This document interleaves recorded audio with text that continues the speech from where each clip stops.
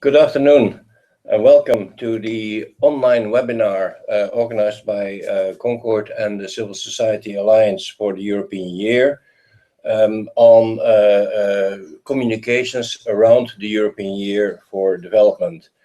The objective of this webinar is that we will explain all the instruments that have been developed to benefit the members of the Civil Society Alliance in collaboration with the European Commission.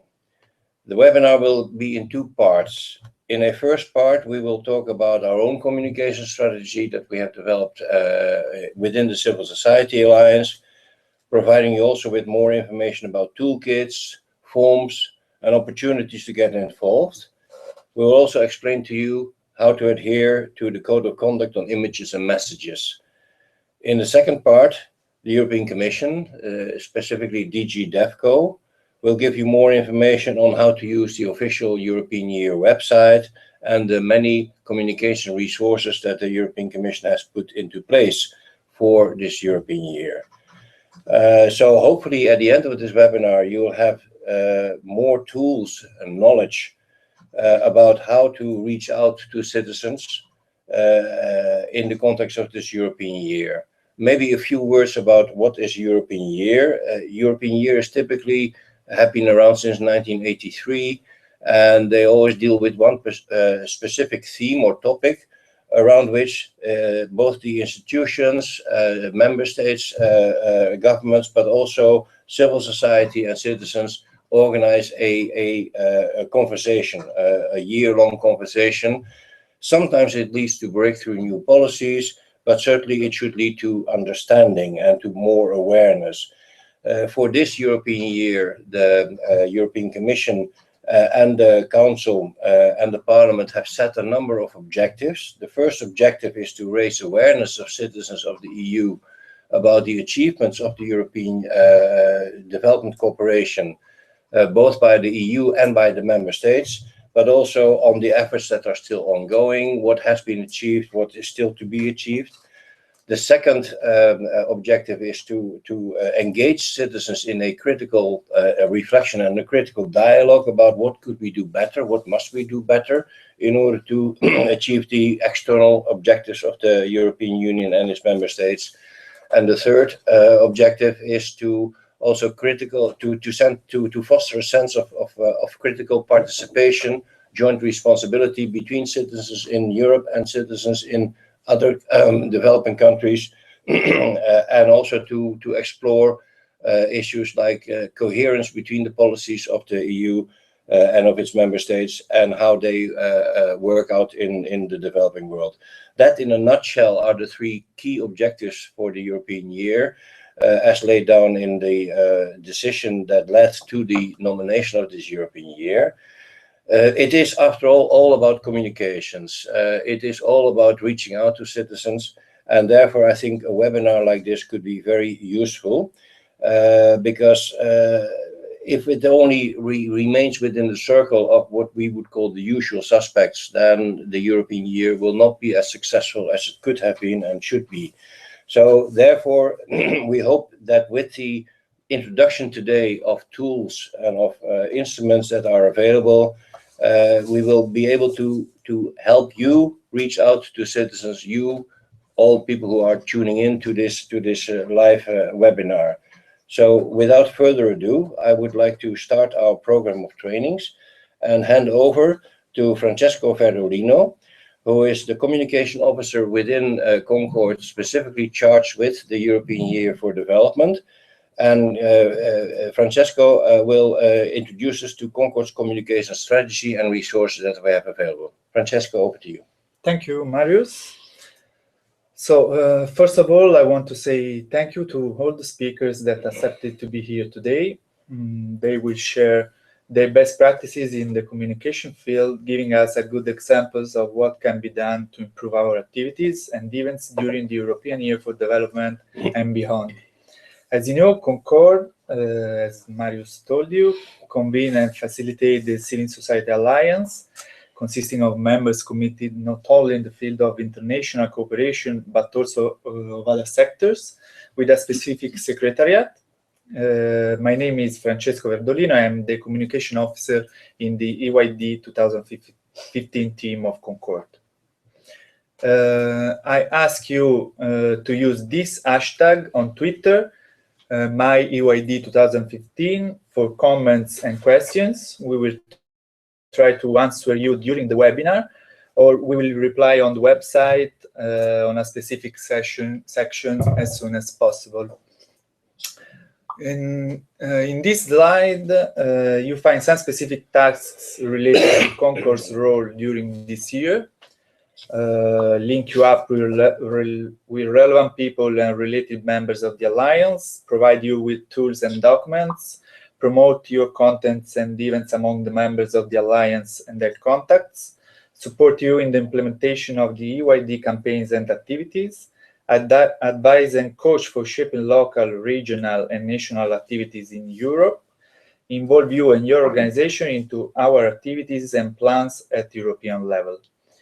I just want to go quickly through these tasks. I think they are really clear, and as you can see, they are all related on what we want to do and what we are already doing to improve relationship and exchanges between all the members of the Alliance.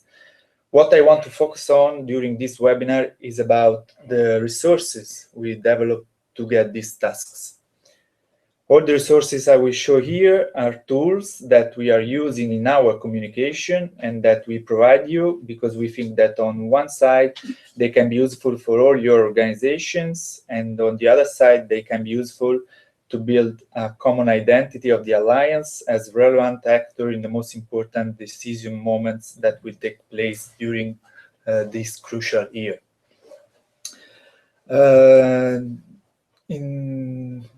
These are the most important messages we want to spread during the EYD. Development, it's not just about what Europe gives, it's about how Europe lives. You can make a change. Every day around the world, ordinary people are making an impact. Global challenges need global answers. 2015, a crucial year, and you can help shape it. As you see, they are all positive messages. The idea is to give to the people a positive way to get involved in the activities, projects, events related to the most important issues of the EYD and of the global debate around some of the most important steps that will take place. MDGs, SDGs, post-2015 agenda, etc. are all arguments that you already know, and I have not to explain you the importance for our organization to be influential in this kind of process. You can use these messages in your communication, adapt them to your specific context, and why not suggest other ones to us and to the other members. The only thing to remember in our vision is to be positive and coherent with the code of conduct about messages that later Kilin, the information officer of DOCAS, will explain you deeply. Another important resource that we developed for all the members is what we had named the Exchange Platform. Here you find all the useful resources for your communication as member of the Alliance. Here we publish everything can be relevant for all the members, common events, webinars, agendas, newsletters, resources. We will not use this platform to publish your stories and posts. For this purpose, we invite you to use the official EYD website that later I will show you. And in the second part of this webinar, the European Commission will explain you better how to use and how to contribute. In the Exchange Platform, there is a section dedicated to the general objectives of the EYD and one to the specific objectives of the Civil Society Alliance. You find also the full list of the members organized by names of the organizations, sectors, and level of activities. There is also a map to have a quick overview of the distribution of the members in the world. A specific section is dedicated to suggestions about how to get involved, and another one to the official resources provided by the European Commission and the communication toolkit that at CONCORD we are using and we will using during this year. In this communication toolkit, you find a common logo of the Civil Society Alliance. We build it with the same official colors of the EYD motto to be coherent with the full visual identity of the year. You find also a PowerPoint layout to be used during presentation, a Word letterhead layout to be used for press releases or documents, a simple brochure that can be printed and distributed during events or activities, and a folder that can be also printed and used to collect documents that you want to distribute during your events or other activities. You are not obliged to use this toolkit, but we think that can be useful to share a common identity of the Alliance during our events, activities, presentations. In this way, we can start to build a common identity that can be used also beyond the European Year for Development. As I told you, you can download these tools easily from the Exchange platform. Anyway, I'm available to give you my help if you will need further clarification about the toolkit. You can contact me by email, and I will be happy to try to solve your problems. I already mentioned this resource. It's the EYD official website provided by the European Commission. I will not spend a lot of time on it because, as I told you, we will have a specific slot during this webinar on this resource in the second part of the webinar, when Dörte and Chite, in behalf of the Commission, will explain you better than me how to use it and how to get involved in this co-creation program. I just want to ask you to specify that your organization is a member of the Alliance when you will send the declaration to the Commission. We are trying, agreed with the Commission, to group all the members under the same label to be immediately recognizable in that website. Use it for sharing your posts, stories, events, and press releases that you are going to launch during the EYD. I think it's really a good opportunity of visibility in a common platform dedicated to the EYD. Every 3 months, we will share with you all a newsletter or e-magazine, collecting all the relevant things happening in relation to the EYD that we think can be important for all the members. Inside, you will find press releases, stories, speeches that we will produce during that 3 months. The first number of this e-magazine is already online on the Exchange platform. We shared it with you also by email and through the social networks.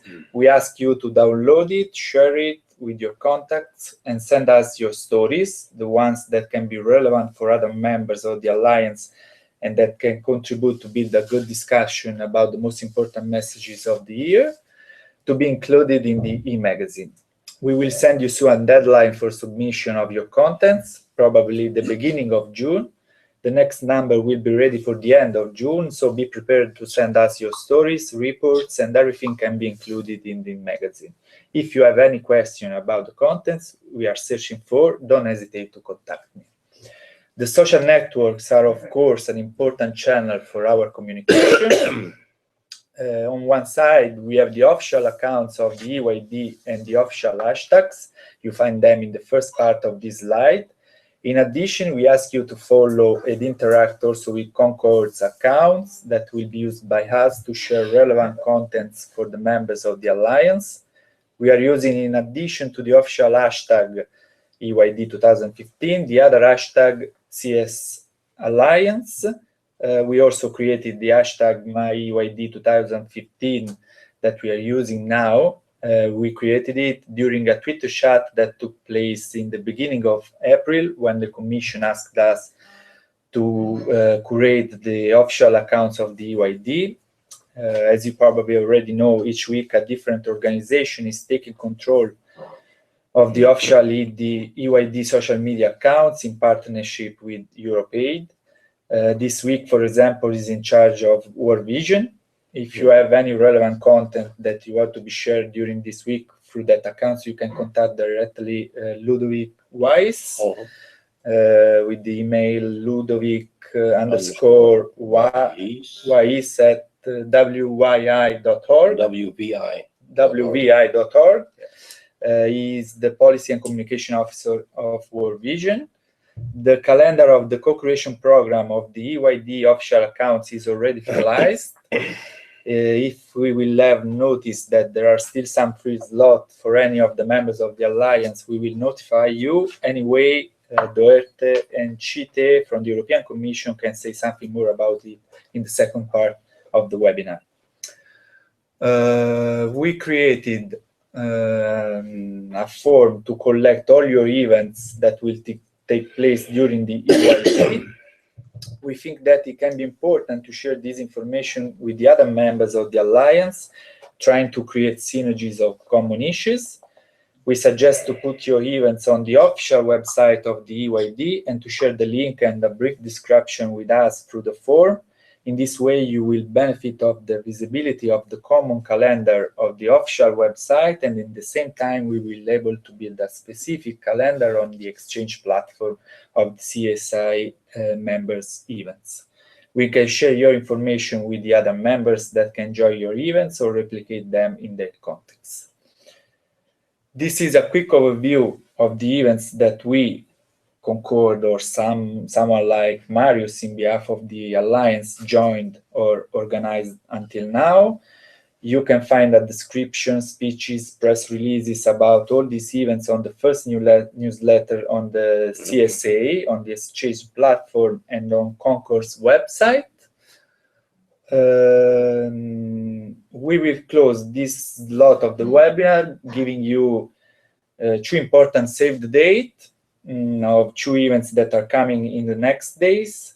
I asked to Francesca Minniti, project manager of CONCORD EYD team, to briefly introduce you these two events and explain how you can actively be involved. Francesca.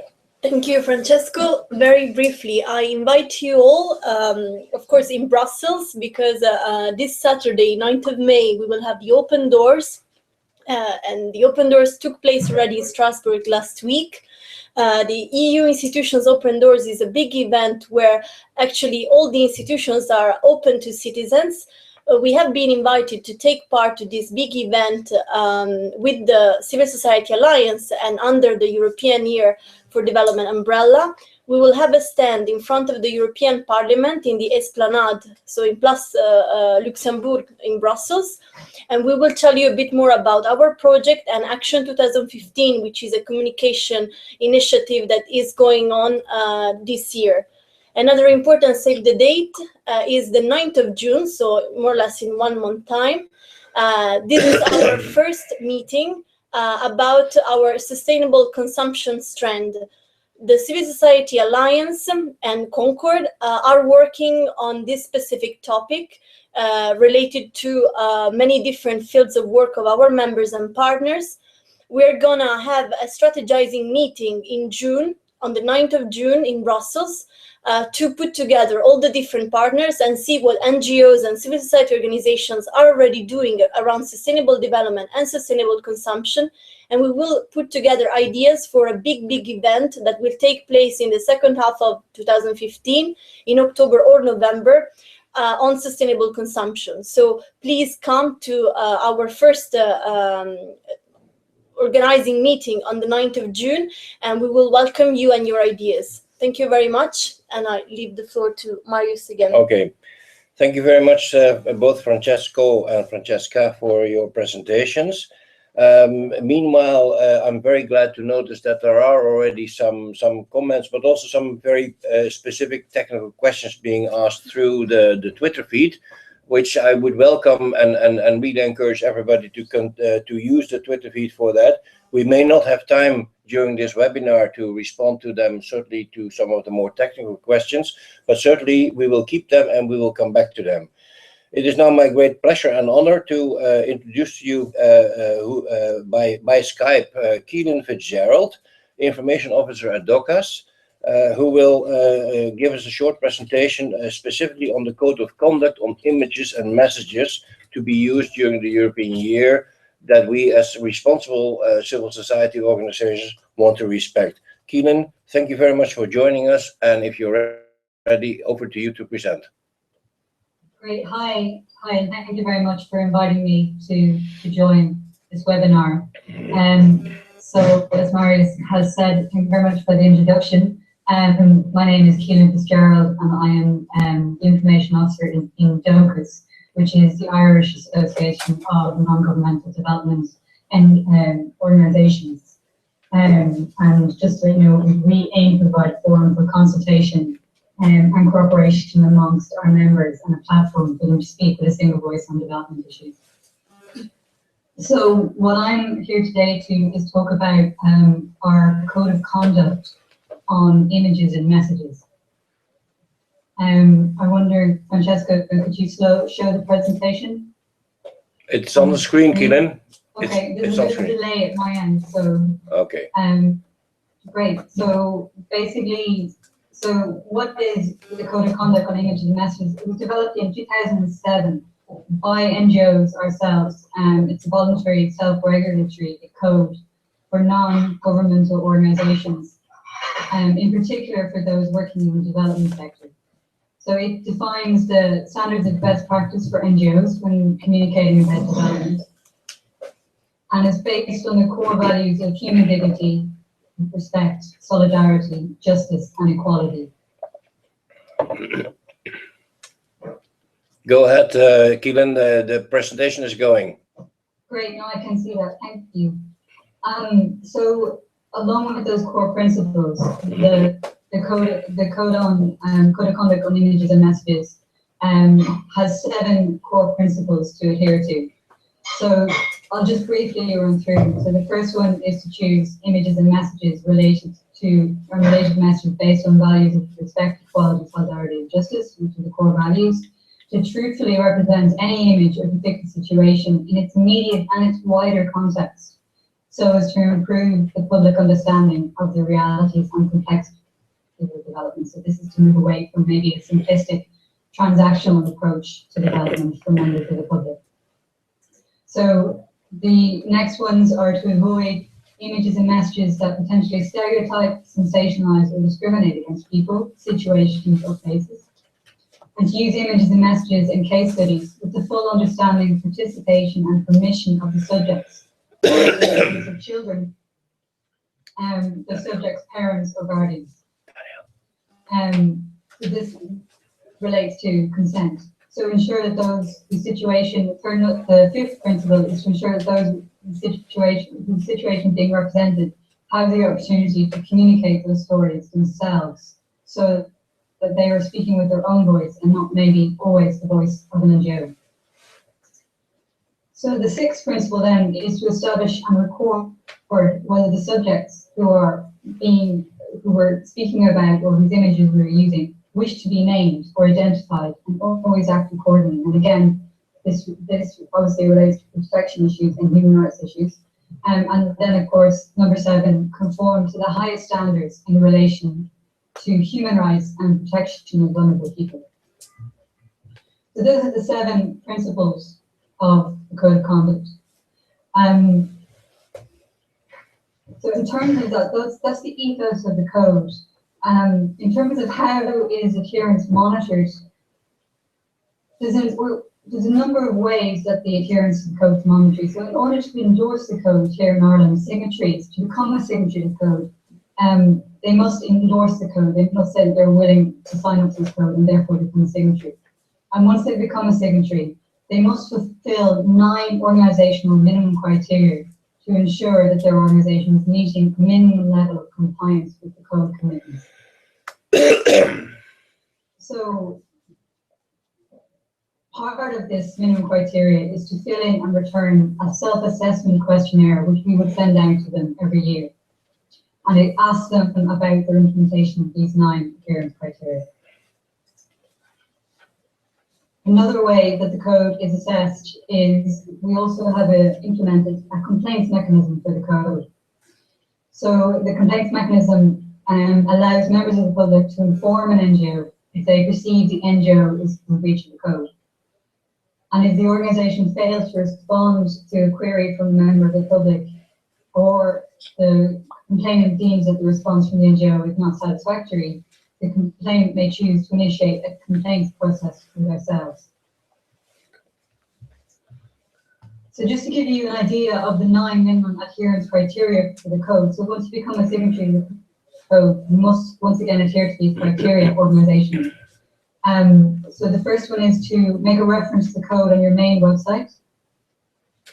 To make a reference to the code in your annual report. To return the annual self-assessment questionnaire, which we will send out to signatories. To take part in an annual peer support meeting on the code. To appoint an individual in your organization who would be responsible for implementing and providing training on the code in the organization. This would be called a code champion. To provide a training plan, or to put in place a training plan for staff, management, and volunteers. To provide an explicit feedback mechanism on your website to allow members of the public to feedback to you on the adherence to the code. To discuss the code, your compliance with the code at board level at least once a year. And to develop an organization implementation plan as to how you will implement the code in your organization. These are the 9 minimum criteria that an organization is assessed against every year. So there are a number of resources for the code to enable organizations to implement the code and to find out more information about the code. And the main resource for the code is, of course, our DOCUS website, so it's docus.ie/code. There are a number of toolkits available on that website, such as templates and resources, such as how to write a training plan, how to develop a feedback mechanism, how to do a number of things that are required of the code. There's also logos and posters and leaflets available from the DOCUS website. There's also here in Ireland a DOCUS Code task group, which is a working group of our members whose function is solely to look at the implementation of code and improve it and to receive suggestions from our members as to how the code can be improved within the sector. And finally, recently developed last year, there is a guide called the Illustrative Guide to the Code of Conduct on Images and Messages. And this was a practical do's and don'ts, which was requested by DOCUS members, as they really wanted to see more information about what adherence to code looked like on a practical level. So I'm just going to tell you a little bit more about that guide. It can be downloaded from our website, again, docus.ie/code. And it is, as I mentioned, it provides practical do's and don'ts for each principle, and it gives image examples for each principle, which were provided through illustrations because we did not want to use existing images that are being used by NGOs, and there also were copyright issues with using existing images. So for that reason, we contracted a US-based artist to design the illustration to illustrate the do's and don'ts for each principle. So also in the Illustrative Guide, there is guidelines on consent, child protection, social media, and communication in emergencies.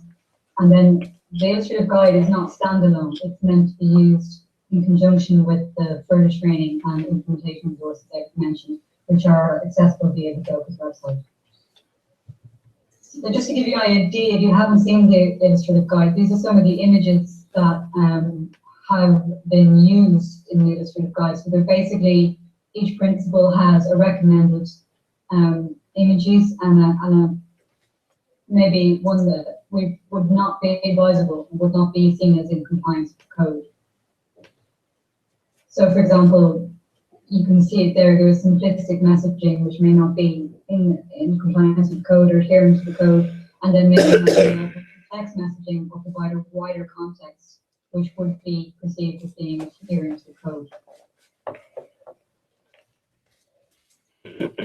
So that's really it about the code and the Illustrative Guide. One thing I will say is that currently it's possible to become a signature to the code only if you're an NGO based in Ireland. But we do completely and are totally open and welcome any organisation or national platform internationally that would like to develop their code based on our own or use the ethos of the code for their own communications. In fact, we would very much recommend it. we believe that the code is something that can be utilized in any NGO in the field of work. So just to say then, for further information, you can download the Illustrative guide to go through the wealth of resources and codes and information around the code, and there really is a wealth of information on the ethics of the code and concern over the image being used when communicating about development. It's all available on our website. Just go to docus.ie/code. Thank you very much, Keelan, for this wonderful presentation. I would like to add that, of course, we do appreciate that the code that you have established within DOCAS, within the Irish platform of NGOs, is binding code for years. But you recommend it also to be adopted by all NGOs. In that sense, I would like to say that at least the membership of CONCORD has already adopted the DOCAS Code of Conduct as a guiding document also for the way CONCORD members are conducting their communications. So while it may not be as enforceable as it is apparently in Ireland, certainly there is the intention of every CONCORD member organization, platform, network to abide by this code also in the way we are also doing our own communications, notwithstanding that either in certain countries or in certain platforms, but also in certain networks, there are already existing codes. I'm sure that many of our own organizations have their own code of conduct, but I think that the one that DOCAS has is a real good example of how a self-regulatory code could and should work. So I want to thank you very much for that presentation.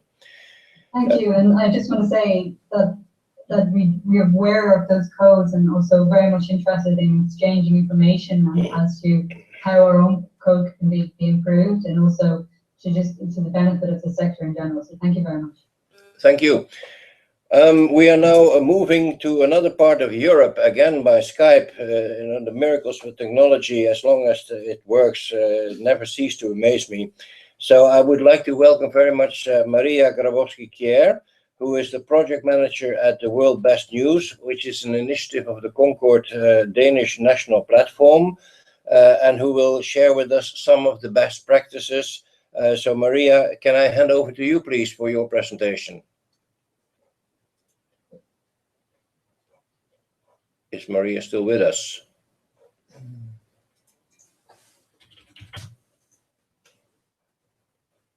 Maria is in the process of joining the call, so she will be with us in a second. Maria, as soon as you're online, please take the floor. It's yours.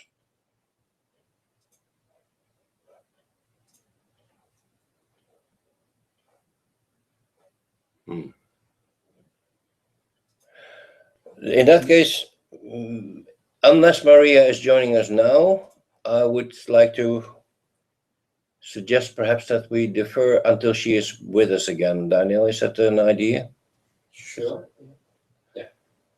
Okay, because we have with us here in the room, so at least we don't have to bring her in through Skype, Louisa Hagendijk, who is the Communications and Campaigns Officer at Plan International.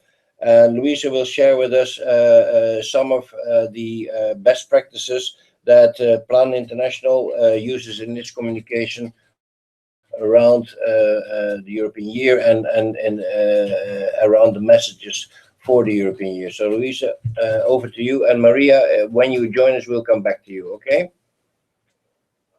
Okay, thank you, Marius.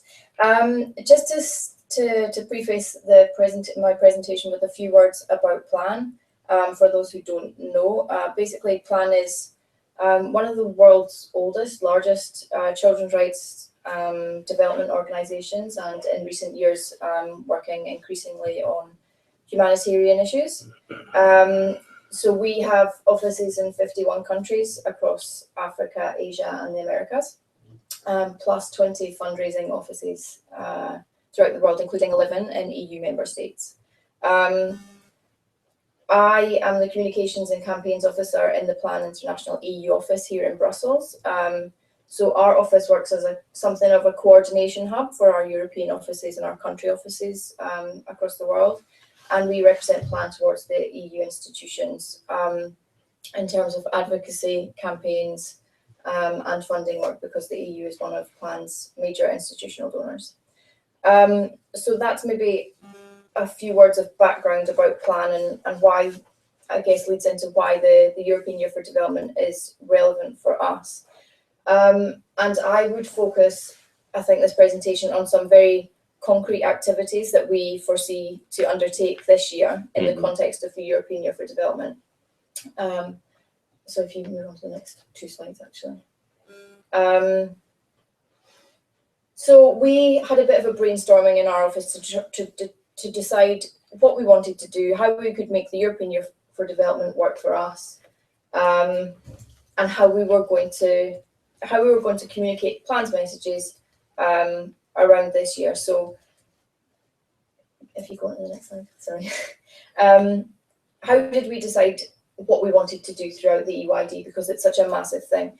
I think the first point to note is that actually we looked at this from quite a selfish perspective organisationally, and we thought about how we make the European Year for Development work for Plan, rather than the other way around. We've got all our offices have limited capacity, limited resources, so we needed to make this as easy as possible for our offices in various countries to engage. The European Year for Development is a great opportunity, but we were very conscious that we didn't want to overburden our staff, and that if we sort of provided an easy level of engagement, then it would increase buy-in and ultimately increase visibility and raising Plan's profile. So what we did, we went through a very elaborate brainstorming process, I guess, and we decided that rather than focusing on the thematic issues that have been defined for the European Year for Development, we would focus on Plan's priorities and find out how they fit within that. So we thought that by doing that, it would allow us to maximise our impact, to concentrate our activities, bearing in mind our own objectives and also the objectives for the European year. So one point to note, I guess, is that actually, while the European Year for Development is focused on EU citizens, the Plan EU office in Brussels, that is not our target audience. So we had a little bit of thinking to do about how we use the EYD, bearing in mind that our target audience are actually the EU institutions themselves, not the general public. So with all that in mind, we identified 3 key moments that we thought would be the most beneficial and the most appropriate, which aligned Plan's priorities to the EYD. So we decided on June, which is the month that is focusing on decent work, on July, which is the month for children and youth, which is obviously Plan's core work, and November, which is looking at sustainable development. Plan's been very engaged in the SDG process, and it's going to be a key moment for us to then look at children and their role in the implementation of the SDGs. So concretely, what are we going to do? Unfortunately, I can't share concrete examples or tools that we've developed as yet. But basically in June, we decided that we would focus on youth economic empowerment as the link to the decent work and the theme of the EYD. That's a major priority for our office here in Brussels, and also is something that several of Plan's offices across the world are working on. So we work on youth economic empowerment activities in over 40 of our country offices, and a number of our national offices here in Europe also work on this. So it's something that fits well with our organisational priorities. One lesson that we've learned as we've gone throughout this process is that we needed to be flexible. We've adapted our approach and our strategy as the year has developed. We originally anticipated that we would work on youth economic empowerment in every month of EYD, and we we would link youth economic empowerment to the theme of EYD. For various reasons, it became apparent that that was not going to work, and it wasn't going to be the best use of our time, our resources, and it wasn't going to get the maximum impact. So we changed our strategy throughout the year as we developed, and we will focus all our youth economic empowerment activities in June. That means that we have more content, it's more focused, and it's all relevant to the EYD month. So what we have decided to do to try and tie all our activities across plan offices to this month is that we are developing a visual identity which links youth economic empowerment and the EYD. So everything that we produce for this month will be stamped with this, with the visual identity and the strapline that we've created for the month and our activities around it, which is a world at work, unlocking potential, progressing together. We came up with that strapline for all offices to use because it sort of encapsulates our vision and what we want to achieve with youth economic empowerment. We then went through a process of developing an editorial calendar for the month to make use of existing content and how we can best utilise what we already have and what Plan is already doing. So we will do Plan's work through case studies. So concretely, what is Plan doing on the ground? How does our work contribute to achieving decent jobs? We also will use it because one of our objectives of the European Year for Development is to build and strengthen relationships with policymakers here. For our office, it's policymakers here in Brussels, as well as the private sector. We will work and will interview private sector, members of the European Commission, European Parliament, and we'll use that as an opportunity to position Plan and share that message. And we'll share op-eds and blogs and editorials throughout the month, which give an overview of what Plan's doing and Plan's thought leadership, I guess, on the issue. In terms of who will be working on that, it would be something that's relevant for Plan EU office here in Brussels. It's one of our priorities, but also, as I said earlier, several Plan national offices and country offices will be working on it. All our activities, I should say, across the 3 months that we've identified, all our activities will be online. Again, bearing in mind capacity and so on, we decided that that was the most useful way to maximise our reach and impact and transfer our message across. So in July, so I guess in June, the overall idea is that we will, throughout the entire month, we'll have content and we'll share various different things. It'll be a very diverse compilation of communications content. In July, we are hoping, although it's not yet been confirmed, so it would be good to know, we are hoping to curate the EYD social media channels for 1 week in July for the Children and Youth Month. And we are working on the basis that that will be approved. If not, then we will continue with the things that we have planned, even if it's not on the official EYD channels. So we try to think about how we could focus what we do in July, because anything and everything that Plan does is relevant for this month. It's about children and youth, as I say, that Plan's core work.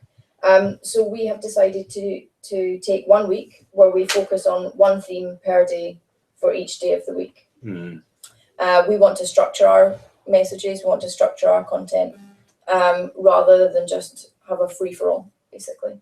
So we've identified some key thematic issues for Plan. 5 or 7? Oh, well, this is 7. Maybe 2 will be lighter. So girls, Plan worked a lot on girls because I'm a girl campaign. Post 2015 is something that we've been very active on. Humanitarian aid, as I mentioned, is something that we're increasingly active on. So there are a couple of the things that we will be working on throughout that week. we have identified one day where we would like to do a youth takeover of the social media, ideally the EYD official channels. If not, then it would be Plan's own internal social media. And we are working to identify allies that we can engage with. So, for example, on the theme for humanitarian aid, we are exploring opportunities to collaborate with DG ECHO to see whether we can do some sort of joint online activity with them. Could it be something on girls in disasters, a Twitter chat, that kind of thing. So we have tried to be clear in the content that we want to share, the content that we have. Plan's strength, which is young people, sharing young people's voices, allowing them the opportunity to speak themselves. We've tentatively sort of hashtagged our EYD2015, but that's TBC. And to support our offices to implement this 1 week, we'll provide quite a comprehensive toolkit, communications, social media toolkit, where we'll provide some standard messaging that can be shared throughout the week, and links to different resources. So it's nothing groundbreaking, but it's something that's going to pull together a lot of Plan's content, a lot of Plan's expertise, and something that can be used easily by our offices in different parts of the world, both European and non-European countries. And then finally, the last month that we identified as being particularly relevant for Plan is November, when the focus will be on sustainable development. We decided to focus on this month because there's the link with the Universal Children's Day on 20th of November. So it's something that our offices are keen to engage in. So we decided to maximise that link between the 20th of November, the European Year for Development, and the Sustainable Development Framework. There's some hashtags that we're thinking of, none which have been concretely defined yet. We work a lot with young people and young people's participation in governance accountability in the SDG framework. So our activities will be around that and around young people's involvement. Again, sharing young people's voices themselves and what they can do in their role in the SDGs.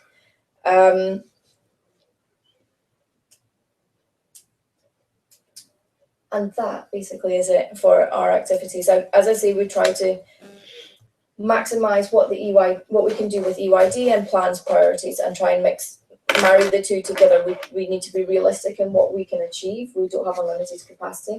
So by aligning the thematics of EYD and Plan's priorities, we think we can achieve maximum impact. And by using online social media rather than physical events, we can reach the widest possible audience. Okay, thank you very much, Louise. Indeed, it's good to see that there is just a limited number of months that you really can focus on, so you have time to prepare for them as well properly. And at the same time, that within those months you try to limit also what are the thematic things that are most important, where do we have the best message to give. So I think this is an excellent example of a good practice that other NGOs within the realms of the European continent could try to do in their own way, and of course also in their own both cultural as well as environmental context. Can I ask if Maria is now back online with us? Maria, are you there? I am. Oh, good. Then I would really like to give you the floor now to a little bit belated to give your good practice of the World Best News, for which you are the project manager within the CONCORD Danish National Platform. Maria, the floor is yours. Over to you, please. Thank you very much. I'll just, thanks for having me here. I'll just jump right to the presentation, not to delay us any further. I think I had some slides. Yes, they're on the screen here, but they might come with a little bit of delay. All right, everything's good. Okay. Well, hi everyone. I hope you're well. I'm Maria Grabowski, as introduced, the project manager of the campaign and event part of the World's Best News. I'll tell you a little bit about what the World's Best News is, what we do, how we came to exist, and then in the end I'll open up with a little more EYD focus. So the World's Best News is a news campaign or a news platform created by the UN, the Danish Ministry of Foreign Affairs, Development Agency, DANIDA, and behind us we have over 100 Danish development NGOs, and we also partner with around 90 corporate partners. So the initial idea was to inform the public about the development goals, but along the way it has become more a broad take on communication on progress from the developing countries. So just for this first introduction, the World's Best News is built on the NGO platform, Global Focus, a membership platform for the NGOs. So this cooperation between NGOs and the corporate sector is at least here in Denmark, a quite unique cooperation that we haven't seen before. So can you change the slide, please? Working on it. All right, everything's good. So we started back in 2010. The development agency, DANIDA, every year makes a survey asking how the Danes feel about development aid. And in 2010, the survey showed that the vast majority of the Danes, they really wanted to help. And when they voted for the reasons, they chose because we have a responsibility, because we have a moral duty, because we want to end hunger and poverty. So you think, well, that sounds pretty good. They want to help. But the thing is, when we ask them, do you believe in progress? Do you believe that we can fight hunger and poverty? They didn't. So there was this discrepancy between what the Danes felt that we wanted to do and felt that we could succeed in doing. And at least what we concluded of this survey from 2010 was, okay, it seems that there is a pessimism in the Danish public that we should work on. It seems that there's an inadequate knowledge and maybe also an outdated knowledge about the development world. So we felt that ahead of us was a great task, because who was the ones that should have informed the broad public about progress? That was us, the NGOs back then. You can change the slide, please. So we had to look inwards and see, so what went wrong? Why doesn't the Danes believe that we can change? So from the NGOs, we analyzed, well, it doesn't seem like they remember to tell about the results ever. They only tell about the conflict. And so the NGOs, we felt, was one bearer of the responsibility, but also the mainstream media that focus on conflict. So the point of departure was that we have forgotten to communicate results to the broad public, and we have forgotten to focus on successes. So the World's Best News was created. We wanted to tell about progress, and here's an example of one of our campaign posters. Oh yeah, and you can change the slide, please. So we want to tell about progress because progress is happening. This next slide that is coming up shortly is showing the Human Development Index in two maps, one from 1980 and one from now. And you can see on the colors how the world has actually changed to a better place in the colors from red to dark green. It is quite remarkable which progresses has taken place. And this is the Human Development Index. This is measured on age, education, and income. I know there's a lot of nuances in between, but in the broad picture, these data at least show us that we live longer and better, it seems. Poor countries are getting richer, the health has improved worldwide. But again, when we measure, so this is the data we see, but when we measure what the Danes know about this, it seems that their view of the world is stuck in the 1980s map. I don't know what your experiences are from your countries, but the thing is that this development, this map of development and progress is not it's not like breaking news. This didn't happen yesterday. This is a development from the 1980s. So it's a slow motion news, and slow motion news just rarely hit the front pages. Good news. But that's our challenge. That's why World's Best News are here. And you can change slides, please. Please just stop me if I speak too fast. I tend to once in a while. But what World's Best News do, we focus on constructive news. So the method and approach for that is to show progress, possibilities, solutions to the world's problems. We are critical, we're not negative. We try to add new perspectives. We try to show trends.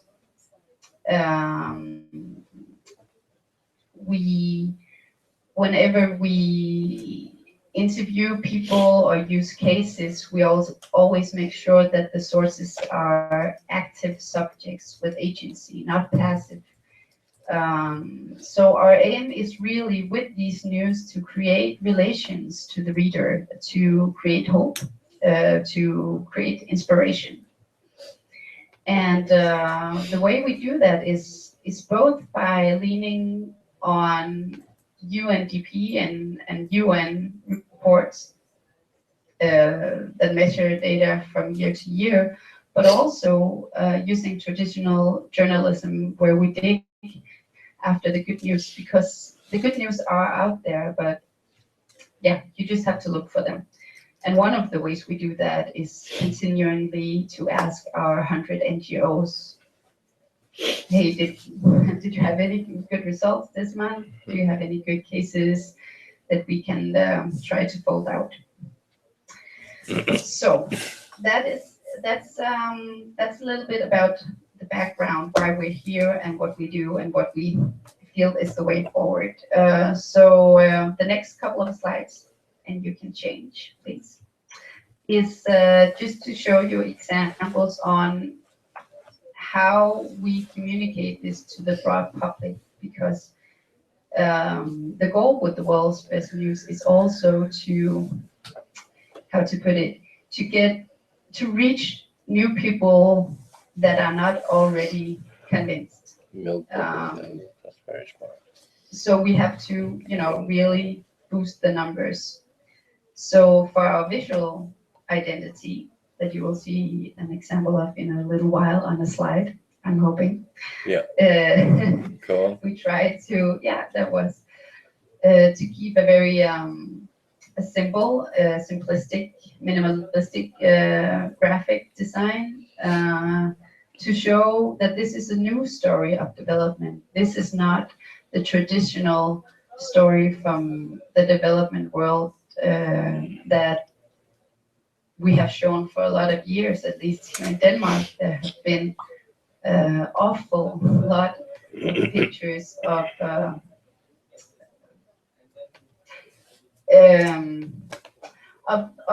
people that doesn't seem to be able to do anything from themselves. So we always try with our pictures also to show that these, as as in our articles, that these people have agency, that they have power themselves to change things. This example you saw before with the poster that every third African is now middle class actually sparked a lot of debate here in Denmark about what is middle class at all. But that's a side note. But that is just to say that it is fun, or one of our goals, to see how the broad public react when we communicate in a new way. Now, please stop on the previous slide. The one saying WBN in the streets. Yep. Thank you. So what I want to show you with that slide, with the milk cartons and the outdoor posters and the train and the paper, is that by cooperating with the media and with the corporate world, we are really reaching new segments. It creates new great possibilities to reach the public. Yeah, we're back on the slide now. So this is just a few examples. So with the Danish National Train Company, we engaged in a partnership which allowed us to put good news on the trains, both local trains in Copenhagen, the capital, and around in entire Denmark on national trains. This milk cartons, the dairy company Tise, they give us each year around, I think it's 2 million cartons that are in the stores to be bought. So you buy a carton of milk and get good news with them. Also a new way of communicating development here in Denmark. The outdoor posters, you see the picture with the little boy pointing at the poster. I'm hoping he's saying, "Mom, is that true?" We reached 2 million people, and that is a lot for Denmark. We are only a little over 5 million here. So we felt that was a great success. Inside the trains, there are small screens. You might have them around. But in the local trains here in Denmark, we have little screens, and they circulate news from the mainstream media and different commercials. And we've gone into a cooperation with that company as well, which allows us to post 3 short news every week.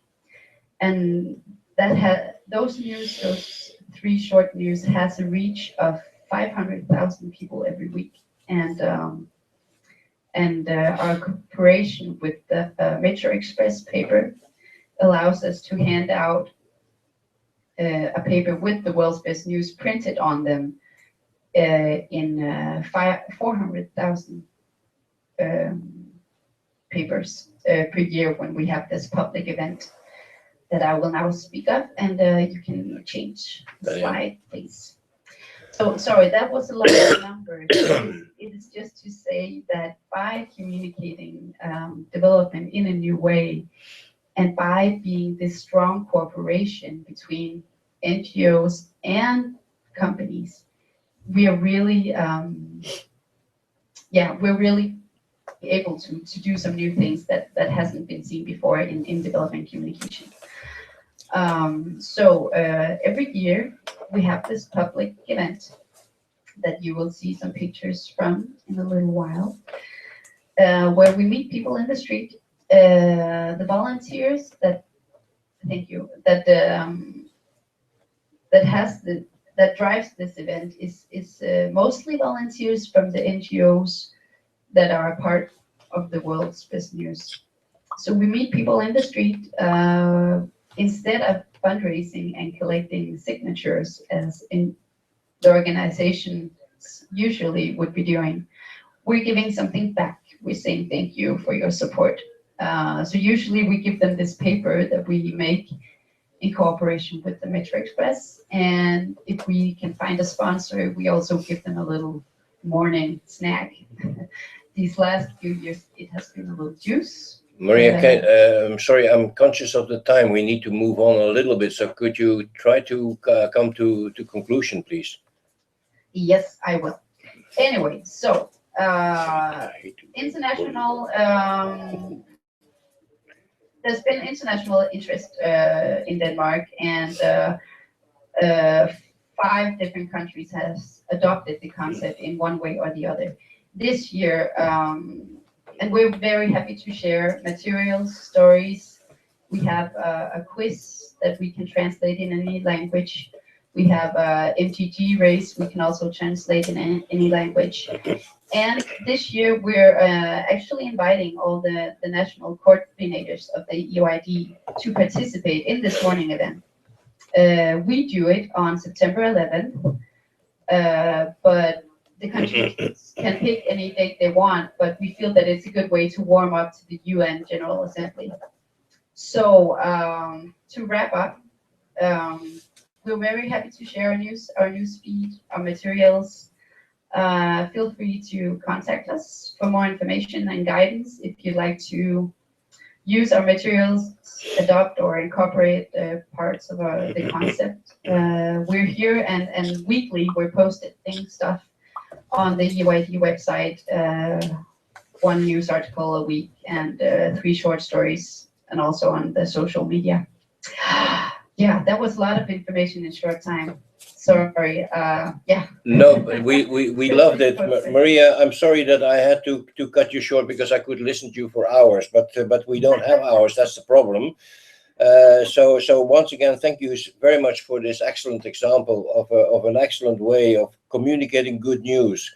Now, if you communicate good news, I'm not a journalist myself, but I know that the problem with good news is always it's not sensational. It's not accusing somebody of something. It's not shocking, but it is inspiring and it is motivating. So where people sometimes say good news is not news, I think good news has to be news. And that should be, that for me is the message that shines through in the example that you've worked out. So I want to thank you very much for sharing it with us. And I hope it inspires a lot of people across Europe to try and emulate that example.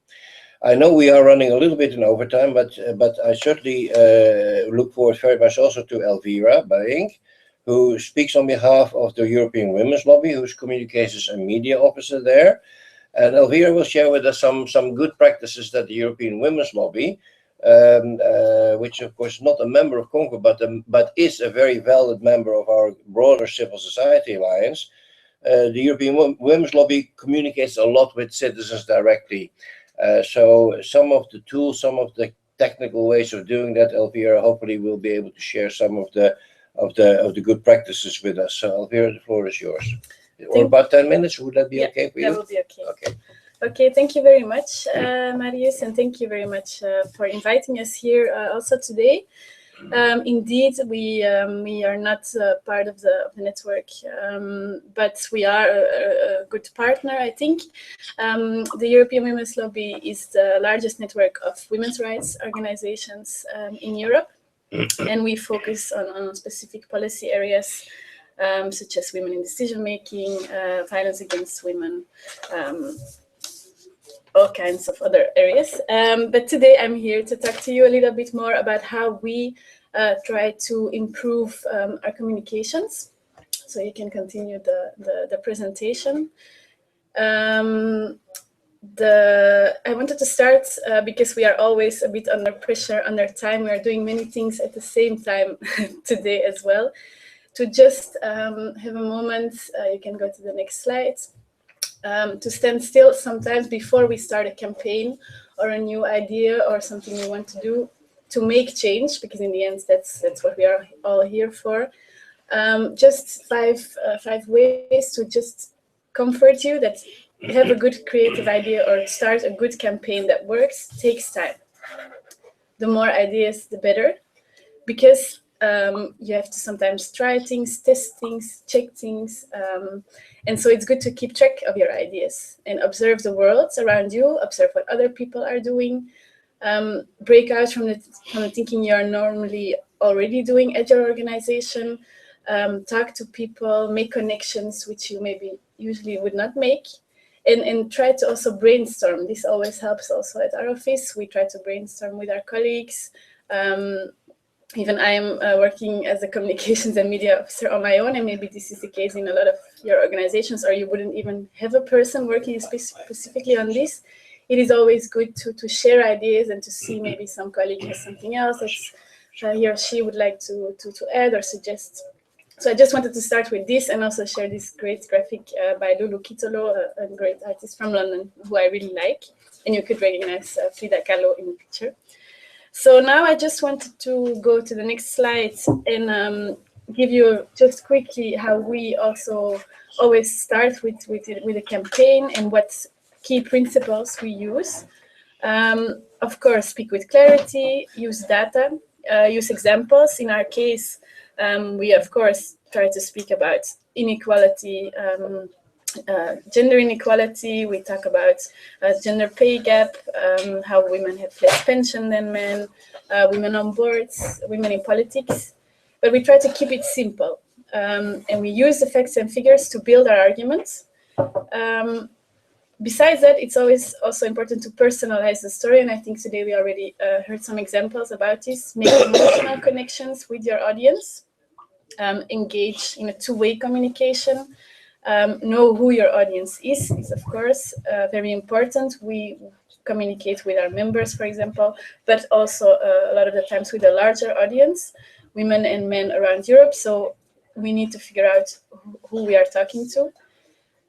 We try to sometimes integrate, of course, educational components, things that people think like, hey, this I didn't know yet, that's interesting, that's something I would like to share.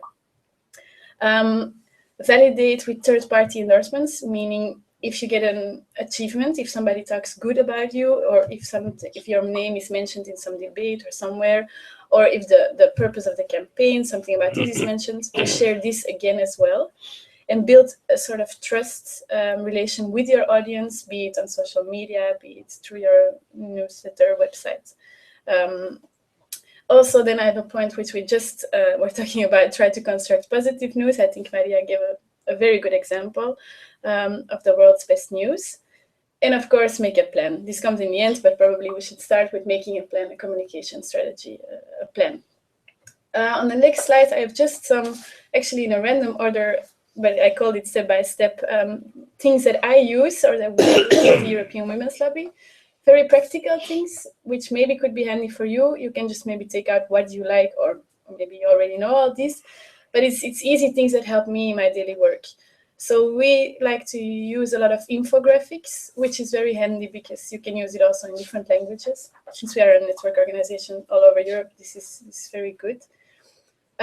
We try to use more videos, really try to have the message we want to give in 1 minute, which is quite difficult actually, but it's always good if you can try to capture what you want to say in 1 minute or even less. For graphics and pictures, it's always also good, and I think also to keep track of your ideas, to build an image library or a library of things you like or campaigns you like or things that had an impact on yourself.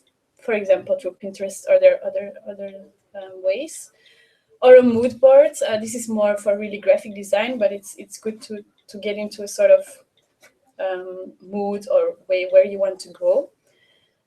Create series, be consistent. I heard already before Louise also saying every day or every month or specific months we will do this campaign. We will talk about this, probably with a sort of similar graphic design, a consistent way of presenting things. Incorporate questions that links again to your audience. It's good to have the dialogue with the citizens, as we are talking here today also about how to involve citizens more, and also answer again to what they maybe would be asking or what the comments they are making. So be a sort of partner in the dialogue with them. A very important thing, I think, is optimize your graphics for social sharing. I see it a lot that pictures on Twitter or social media, Facebook, are too big or too small or out of, not in the right size. And this is a very handy website to, for example, really make your images look good on the screen. Make use of quotes. Another thing we do, which I think could also definitely work here, people you admire, or just people also from the organization, staff members, people you talk to who have quotes. You can put them on pictures. Encourage your fans to contribute. That goes again with incorporate the questions. It's a random thing, but use Paint. It's a very easy tool to use for all your communications. I think we all have it still on our computers. It's a bit out of date, but still you can make a copy of your screen and just take out what you want and use it as a picture on your website or for your social media. Use a good font. I really like also different fonts and what you can do with them, logos for your message on your quotes. That's a great website for that. And in general, talking about visual, maybe I'm sort of a more visual person because a lot of this presentation is about this, but these are two free and very great tools, very easy to use as well, Canva and PicMonkey. So for all of you who are now thinking, I want to start a campaign or for the European Year of Development, still want to do something, but I don't know how to start, really these programs will give you already some inspiration how to do this. Okay, and of course use pictures because a good story will contain a good image, I think.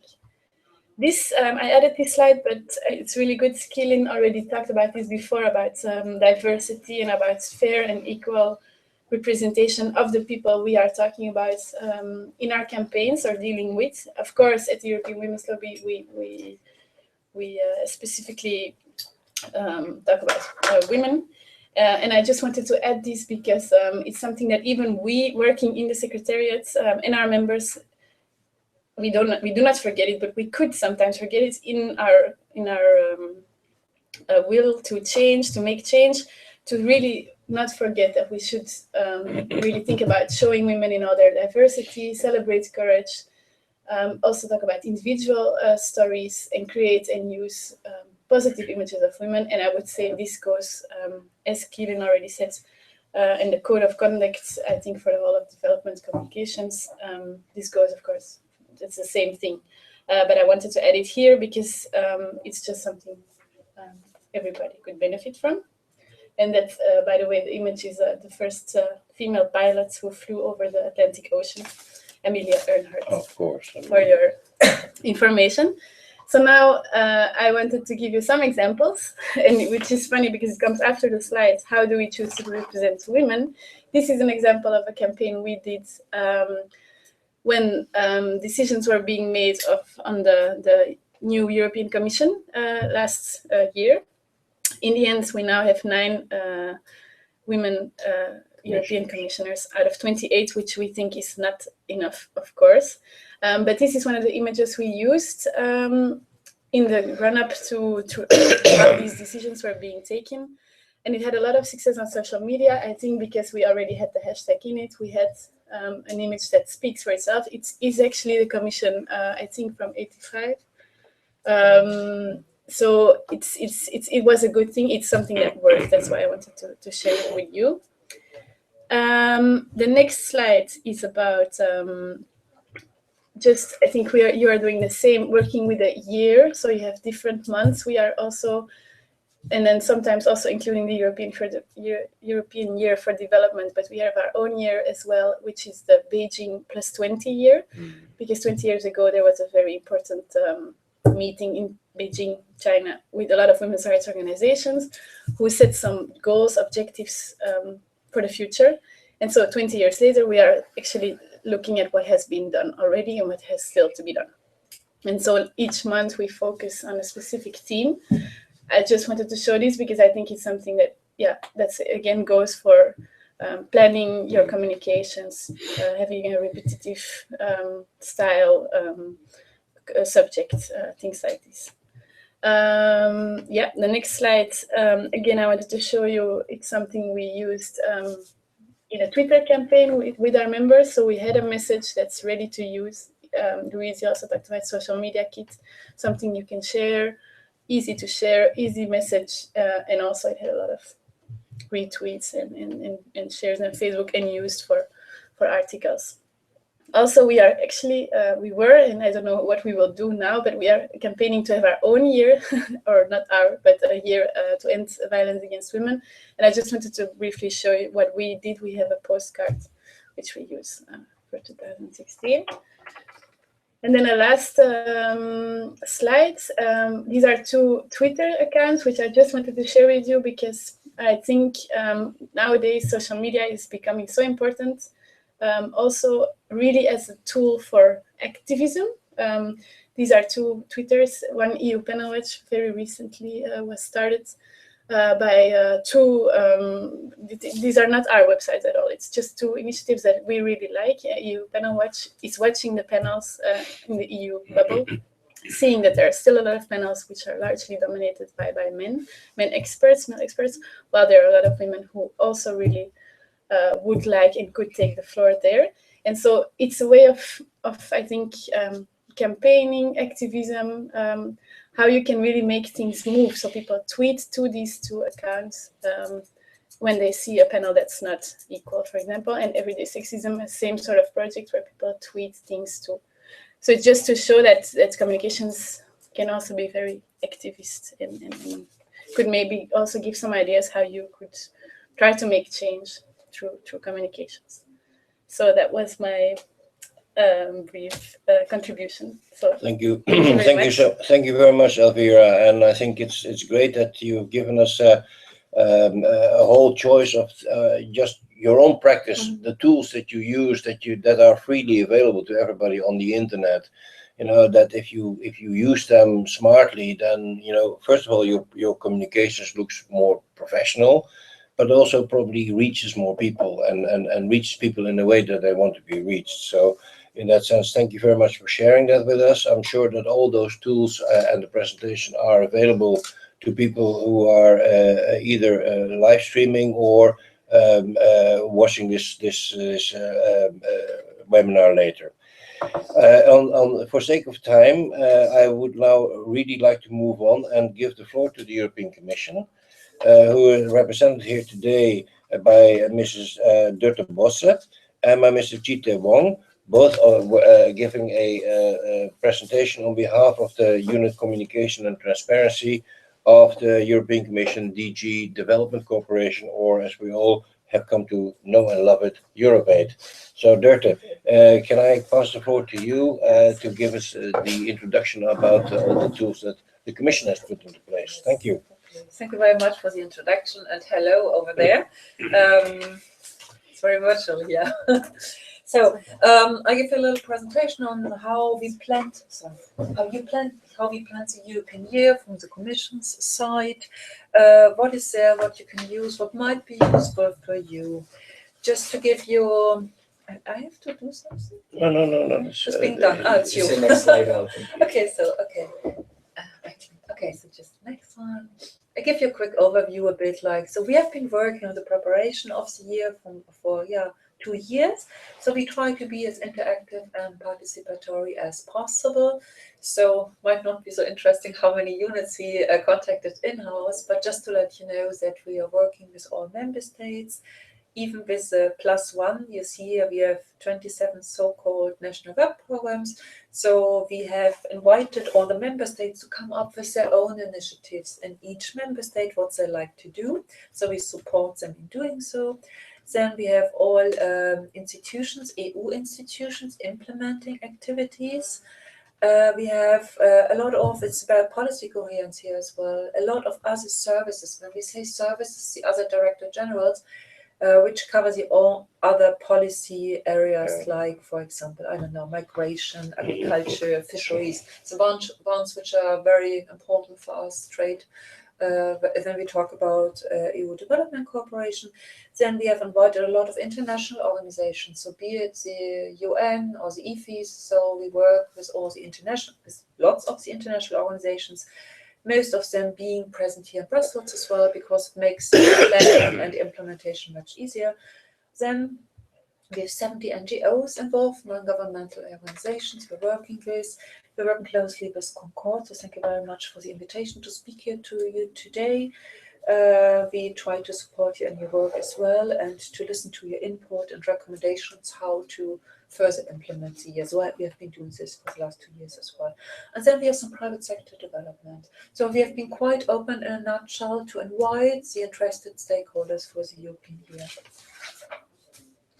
So that's a bit what came out of this coordination with other stakeholders.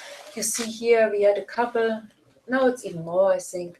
You see, like, we had opening events in 21 member states. I mean, now the first third of the year is over, 4th month. Almost in all member states, we had like high-ranking openings. First day you see Queen Mathilde, then the Irish President Mogherini in Spain, then you see President Juncker in Riga. It's the overall launch of the year together with the college at the beginning of January. So we have a lot of openings, so it's really high level. Then we do have a lot of other initiatives being in member states or Brussels. So it's very important for us that we go beyond Brussels. Extremely important that member states take their lead on what they're doing in their countries as well, and civil societies over there, private industry and so on. But we do have here in Brussels some centrally managed events. Big one is, of course, European Development Days, which we have on from the 3rd to the 4th of June.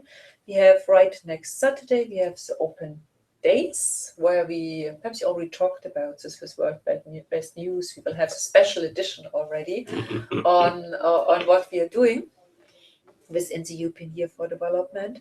So we have a couple events here. It's Open Latvia, already mentioned this. There will be the closing event in Luxembourg as well. So we always, when it's possible, we try to label events. Some of them, of course, already existed, like the European Development Days, to label them European Year for Development wherever possible. And then you see a lot of other initiatives which are listed there. I will not go through them in detail, but you find all this on our website. I'll get to this, or Peter will get to this in a second. Okay, let's try to look into the videos. There's a video trailer. There's a video trailer. Could be YouTube? Yeah. Okay, let's play it. It's a very short one. In all member states' languages, by the way, we present it here in English, but we have it subtitled in all member states' languages. Let's try.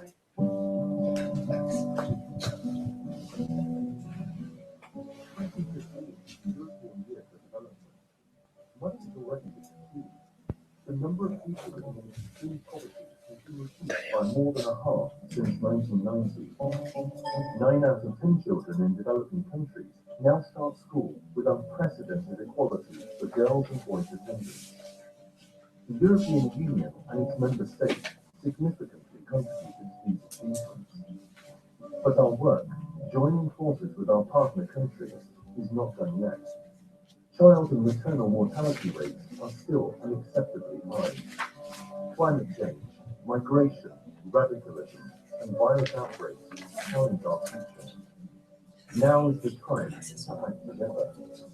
Each one of us can play a role for a more peaceful and sustainable world. Our world, our dignity, our future. Get involved.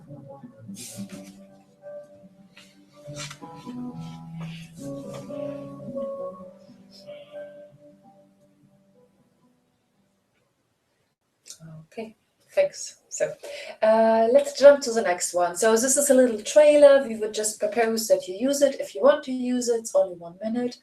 Yeah, it's a very short one, just like a little teaser. We didn't want to make such a lengthy one. You find this one on our website. We'll show you in a minute where. Then you find here thematic month. Thematic month. Yes, this one. Why do we have thematic months? So we have the European Year. We have structured it around thematic months to make it as concrete as possible, you know, to do it to give it a little hope as well for other stakeholders to organize their events, their publications, their web, social media activities around these different months. Why do we have the different months? There's always a reason for it. So there's the International Day for something like in March, Women and Girls. Or we do have like November Sustainable Development and Climate Action, COP21 coming up in November. So this kind of fits perfectly with the International Agenda of Development. Let's put it like this. You see here that, so we just went into May, Peace and Security Month. You find a lot of information on our website as well on the past months already. So we do the uploading, sur mesure, and obviously as well the announcement of the upcoming events. and past events, you know. So a lot of things, and we invite all our stakeholders to do this around the thematic months.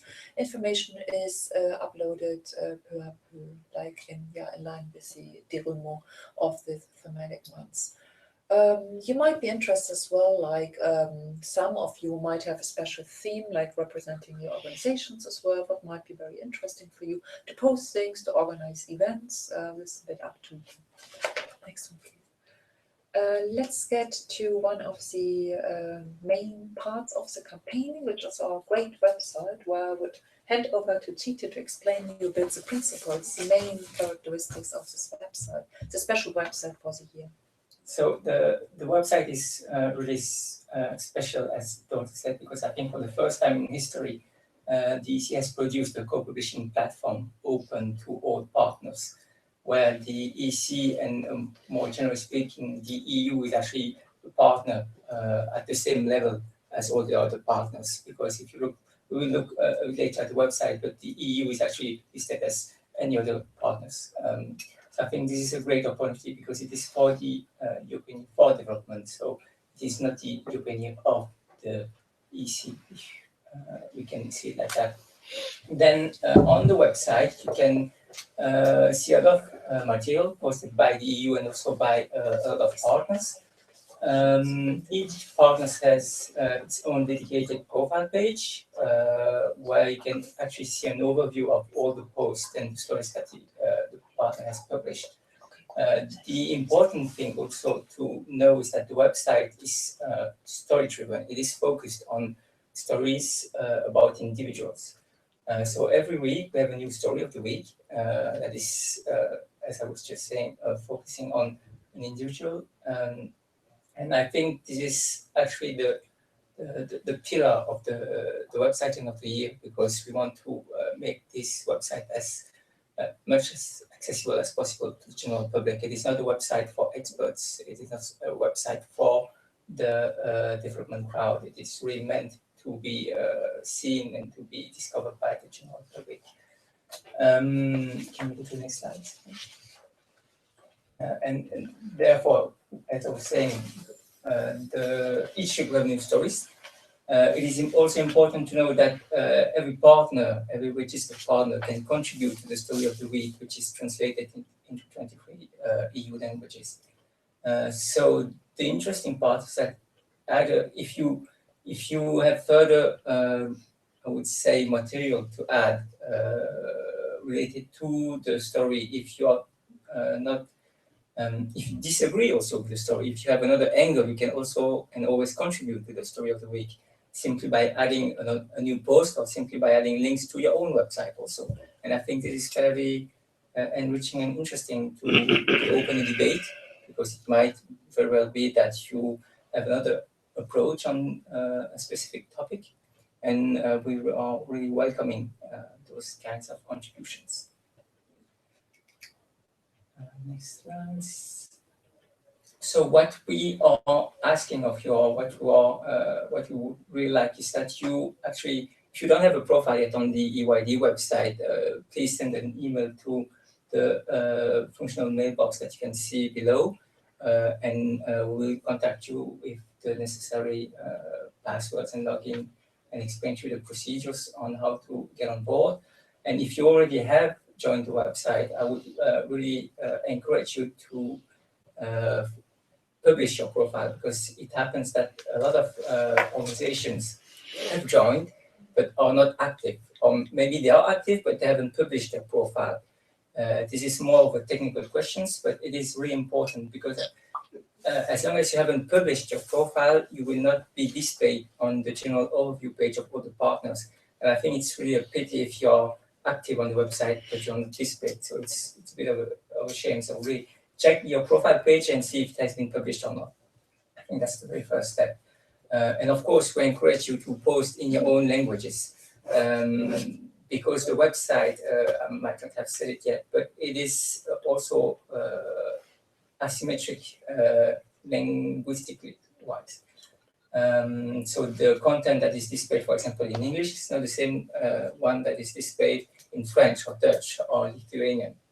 The idea was that it's a bit silly to have everything translated in the navigation, but not the content, which usually for EC websites always stays in English.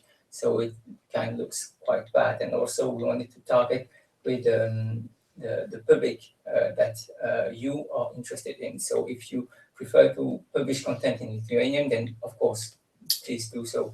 Of course, if you have the resources and the capacity to translate it to English or any other languages, then your content will get even more visibility.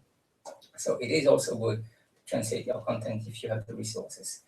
And last but not least, promote the EYD website, promote your own profile page on your social media, on your own website, because I think this will, of course, help on increasing the traffic for our website, but for your website. So I think it's really a win-win situation, and we should try to promote the website as much as we can. And of course, last but not least, also the Get Involved tab, where we have uploaded a lot of material. The logo, material for visibility material, and lately we have also updated the Teacher's Corner, where we can change lots of things. Okay, thank you very much. Perhaps a quick overview on social media, which is the other second very important web-based instrument we have. Hi, my name is Sorina. I work with our social media team. I will just very quickly review what is there, because I think Francesco already did a good job in mentioning our social media accounts. We are focusing for the year on Twitter and Facebook. And for the EYD official accounts, we took as innovative an approach as we did for the website. Every week, a different organization is posting from the EYD account. They have almost complete freedom, and they take ownership of the content and of the accounts. We have through CONCORD managed to enlist the participation of quite a number of civil society organizations in this curation and rotation exercise. And we really want to thank already the European Women's Lobby, Fashion Revolution, CONCORD itself for doing a great job in terms of posting interesting dynamic content and bringing new followers to these social media accounts. We have finalized the allocation of weeks for the entire year. We have not yet confirmed to each one of you who has applied to take over the social media accounts for 1 week the fact that they have been granted the account, because we want to still maintain the possibility to make changes in case of any big events or any things coming up. But we already have a full calendar finalized, and there's a waiting list as well. For those of we are trying to confirm the allocation of slots month by month. And for those of you who unfortunately will not have been selected, there are still other opportunities to collaborate. In terms of the criteria we used, we want to have a good geographical and representation of organizations, and we also wanted to have every sector well represented. And additionally, we looked at the degree of involvement in the European Year for Development of the applying organizations and their social media reach in order to create a multiplier effect. How else you can get involved? If we can go to the next slide. We really ask you to follow these our social media accounts, to mention them on your own channels, and use the EYD2015 hashtag whenever you are making on your own social media accounts important statements to promote important events that you are leading on. This to promote EYD social media accounts, but also to increase the visibility of your posts. What else is important for you to know is that we at the Commission are also supporting the year through our Europaid social media accounts. So for EYD, we have so far about 10,000 followers on Twitter and about 10,000 followers on Facebook and over 2,000 on Twitter, and that's constantly growing. But from the Europaid account, we already have 50,000. If you are organizing major EYD events that should have great visibility in all the member states, we also encourage you to flag these to us, and we will try to promote them from the Europaid account with the necessary hashtag. So if you'd like to do that, just contact the social media functional mailbox, which also acts as a help desk for those of you who are participating in the curation rotation. Okay. Thank you. Next. So Toolkit, this was already partially mentioned. So Toolkit can be downloaded from our website, above all under the Get Involved rubric. If you go on the website, you have different rubric, and there's one Get Involved, and you can download all the material here. So one of the idea is to be as sustainable as well in the distribution of, visuals. So everything can be downloaded. We almost don't print anything. So you have all the campaign information material there. You have fact sheet, monthly fact sheet, and an overall presentation, visual identity elements. So whenever you want to support the year, you can download all the visuals there in all member states' languages as well. You have so-called thematic month fact sheets. I think I already mentioned them, gradually uploaded as mentioned. Thematic infographics, same, gradually uploaded. Country-specific information on different national work programs. This will be uploaded as well. It's always, gradually uploaded. Eurobarometer data to be uploaded. There's special Eurobarometer, perhaps you already talked about this, on development cooperation. We find very interesting data what people, the citizens in each member state, think about development, and more specifically EU development cooperation. It's very interesting as a background, but you know this anyway, I guess. Then the key messages and thematic months, and more and more and more. So there's a rich, I think, bibliothèque of material you can download. Next one, please.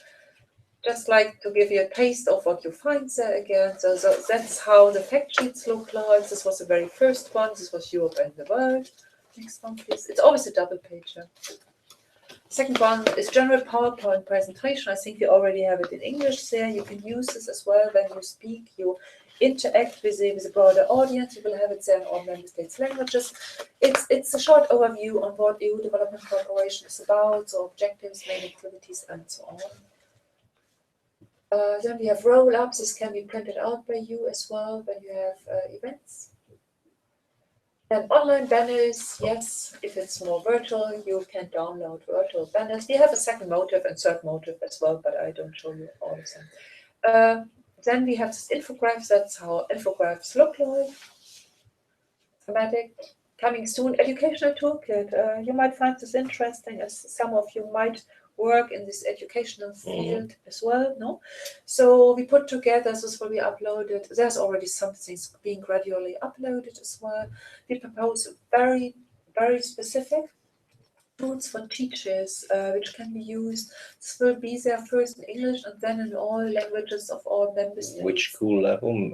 Primary schools? 15-24. Secondary school. We are well aware of that there are different needs, so primary school, secondary school, but this we would leave a bit to teachers. It's more like 15 to 24. This is our main target group. It's directed to those kind of bit older kids, I would say, and then of course grown up.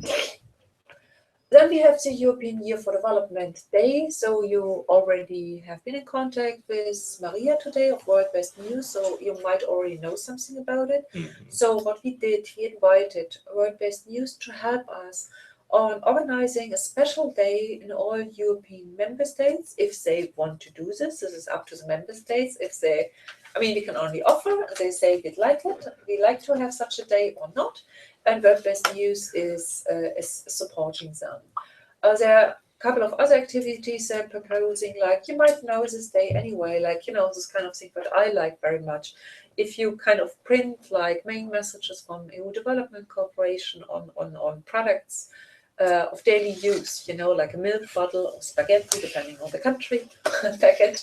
I felt very much, so it's very visible. It's really outreaching to the broader public. That's very important. So people who might not be interested at all in development cooperation. In France, it would probably be on wine bottles, right? Yeah, red wine. Let's go for red wine.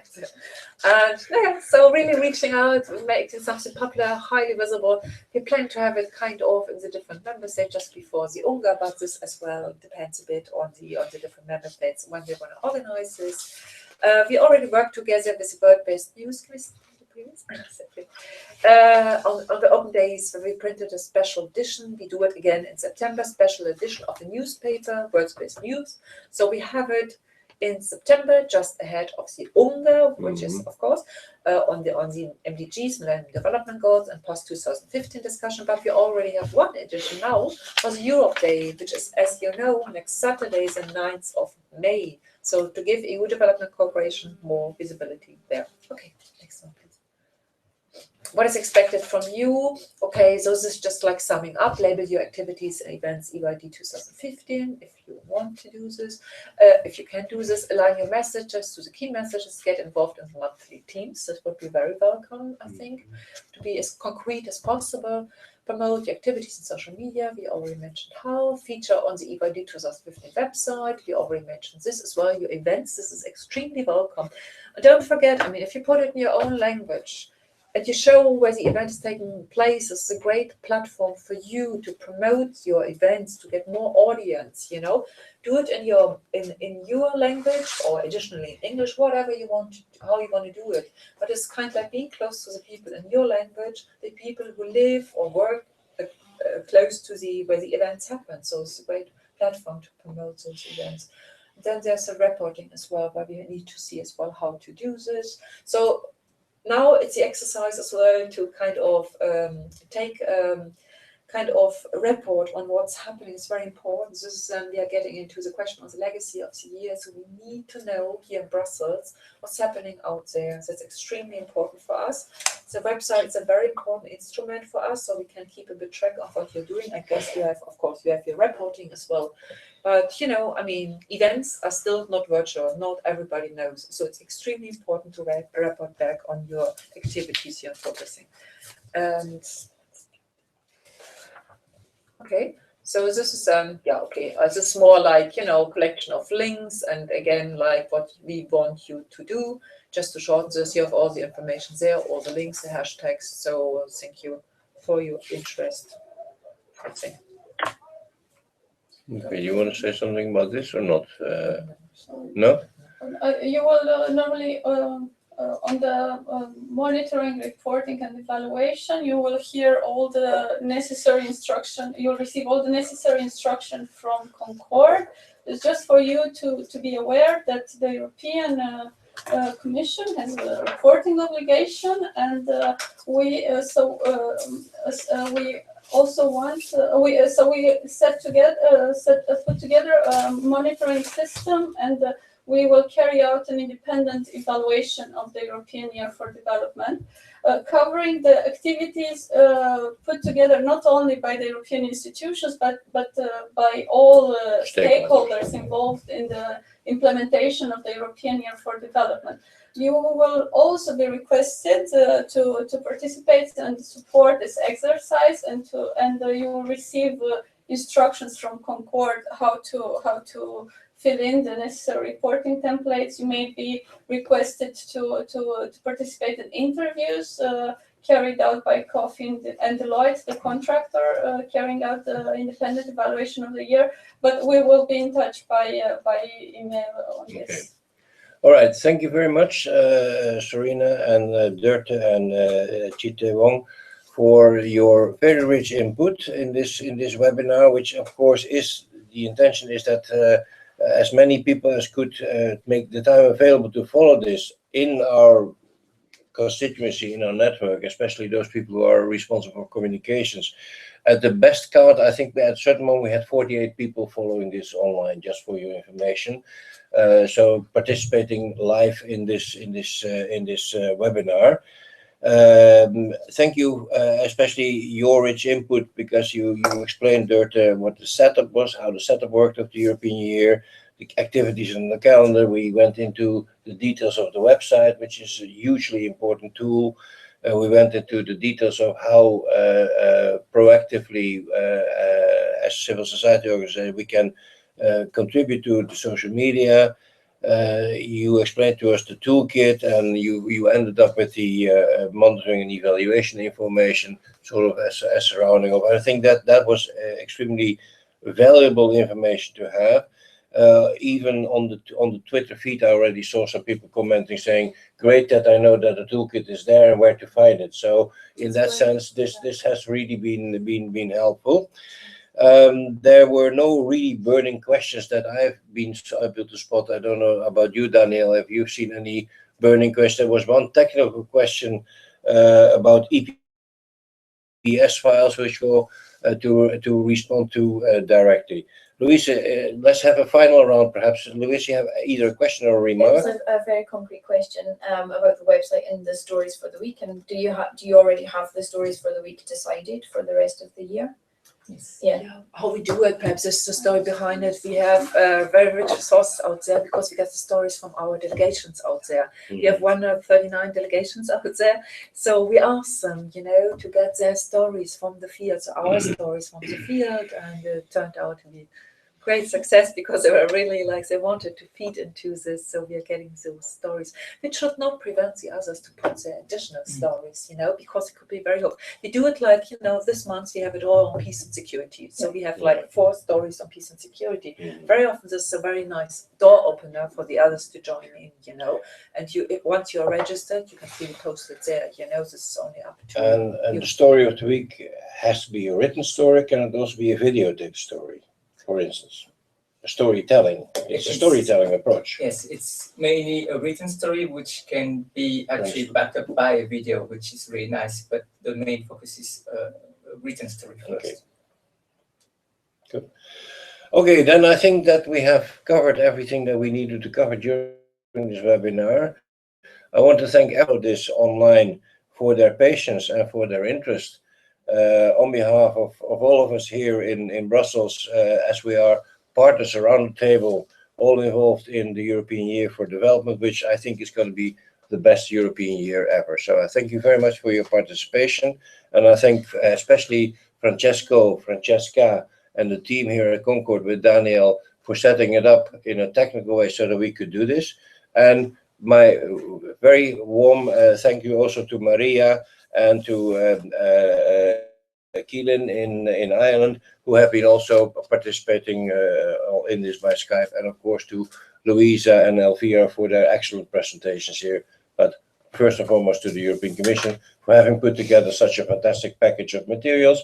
It's up to us to use it. That's my final recommendation to you. Use the materials that you have been handed. Ask questions. Francesco here is the guy who will probably answer all your questions, and if he can't answer your questions, he will find somebody who can. So in that respect, I want to say thank you all for your patience and for your presence here and for your interest. It was my pleasure to be the kind of moderator for this event. It's the first time I ever moderated a webinar, so it's the first thing for everything. First time for everything in life. Thank you very much, and goodbye to everybody. Goodbye. Bye. Bye. Thank you. Thank you.